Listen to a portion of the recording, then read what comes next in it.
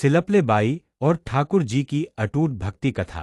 राम भी पत्थर की सेवा करते थे जिसे वे भगवान मानते थे। राजकुमारी और जमींदार की बेटी भी उस सेवा को बड़े ध्यान से देखती थी। उनके मन में इच्छा जगी, एक राज्य में एक राजकुमारी और एक जमींदार की बेटी आपस में बहुत अच्छी सखियां थीं। एक दिन उनके राज्य में एक संत आए जो भगवत भक्त थे। राजा खुद भी संतों का आदर करते थे, इसलिए ऐसे महात्मा अक्सर उनके महल में आते रहते थे। वो संत एक खास शालिग्राम रूपी पत्थर की सेवा करते थे जिसे वे भगवान मानते थे। राजकुमारी और जमींदार की बेटी भी उस सेवा को बड़े ध्यान से देखती थी। उनके मन में इच्छा जगी कि वे भी ऐसे ही ठाकुर जी की सेवा करें। कुछ दिन बाद उन्होंने संत से निवेदन किया, गुरुदेव हमें भी ठाकुर जी दीजिए ताकि हम उनकी सेवा कर सकें। संत ने सोचा ये दोनों भी छोटी बच्चियां हैं, सेवा में सावधानी जरूरी है। फिर उन्होंने अगली सुबह नदी किनारे कुछ गोल पत्थर इकट्ठे किए और उन बच्चियों को दे दिए। उन्होंने कहा, लो यही तुम्हारे ठाकुर जी हैं। बच्चियों ने उन पत्थरों को श्रद्धा से स्वीकार किया और उन्हें भगवान मानकर अपनी गोद में रख लिया। उन्होंने अपने ठाकुर जी के लिए सोने का सिंहासन बनवाया और पूरे प्रेम से पूजा करने लगी। संत ने उनके ठाकुर जी का नाम रखा सिलपिले ठाकुर। वे दोनों दिन रात भक्ति में लीन रहने लगी। धीरे धीरे ठाकुर जी का नाम जप और सेवा उनके जीवन का हिस्सा बन गया। समय बीता, राजकुमारी जो अब सिलपिले बाई कहलाने लगी का विवाह एक राजकुमार से तय हुआ। विदाई के समय वे अपने ठाकुर जी को एक सुंदर पेटी में रखकर अपने साथ ले गए। उनके मन में केवल ठाकुर जी ही बसे थे। उन्होंने प्रभु को ही अपना प्रियतम माना था। उसकी आंखों से अश्रुधारा बह रही थी। पालकी में बैठी वो चुपचाप ठाकुर जी को गोद में लिए थी। राजकुमार बार बार आकर उनकी स्थिति देखता, लेकिन वो कुछ बोलती नहीं थी।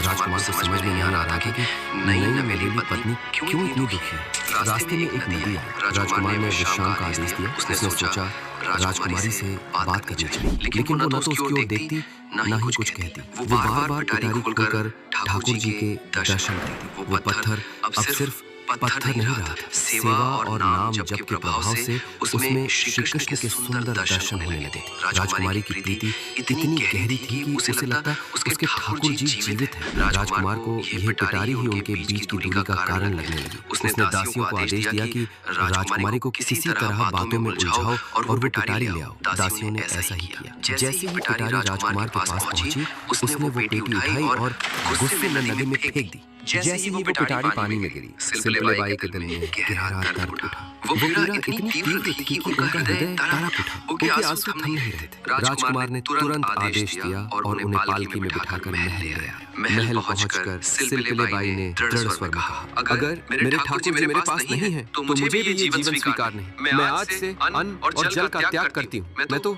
हर निवाला ठाकुर जी को भोग लगाकर ही खाती थी और अब वही मेरे ठाकुर जी नदी में फेंक दिए गए। ये मेरे लिए असहनीय है। महल में शोक की लहर दौड़ गई। सब सोचने लगे कि अगर नई राजकुमारी ने ऐसा दुख पाकर प्राण त्याग दिए तो समाज क्या कहेगा। राजकुमार को बहुत पछतावा हुआ। वो सीधे सिलपिले बाई के सामने घुटनों पर बैठ के और बोला, मैं आपको दुख नहीं देना चाहता था, लेकिन मैं आपको छोड़ भी नहीं सकता। कृपया कोई उपाय बताइए जिससे आप प्रसन्न हो जाए। सिलपिले बाई ने उत्तर दिया, मैं ठाकुर जी के बिना नहीं जी सकता। अगर आप मुझे जीवित देखना चाहते हैं तो मेरे ठाकुर जी को वापस लाएं। लेकिन ठाकुर जी तो नदी में फेंक दिए गए थे। अब वो कैसे वापस आ सकते थे। फिर भी राजकुमार अपने परिवार के साथ नदी के किनारे गया। वहां पहुंचकर उसने कहा, जैसे तुम्हें अपने ठाकुर जी से प्रेम है, अगर वैसा ही प्रेम तुम्हारे ठाकुर जी को भी तुमसे है तो मुझे उसका प्रमाण दो। अगर वो प्रेम सच्चा है तो मैं जीवन भर तुम्हारे आदेश में रहूंगा। सिलपिले बाई ने हाथ आकाश की ओर फैलाए और गहरी प्रार्थना की, हे गोविंद,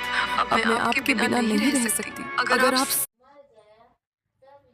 सच में मेरे प्रियतम हैं तो प्रकट होकर मुझे दर्शन दीजिए। उनकी आवाज में पूर्ण समर्पण, पीड़ा और गहरा प्रेम था। और तभी नदी से एक दिव्य प्रकाश प्रकट हुआ। उस प्रकाश में सिंहासन सहित ठाकुर जी प्रकट हुए और आकाश मार्ग से उड़ते हुए सीधे सिलपिले बाई की छाती से आकर लग गए। ये चमत्कारी दृश्य देखकर राजकुमार और सभी लोग स्तब्ध रह गए। राजकुमार की आंखों से आंसू बहने लगे। वो सिलपिले बाई के चरणों में गिर पड़ा और बोला, अब मुझे सब समझ आ गया। मैं जीवन भर आपकी आज्ञा का पालन करूंगा। आज मैंने सच्चे प्रेम और सच्चे प्रभु के दर्शन किए हैं।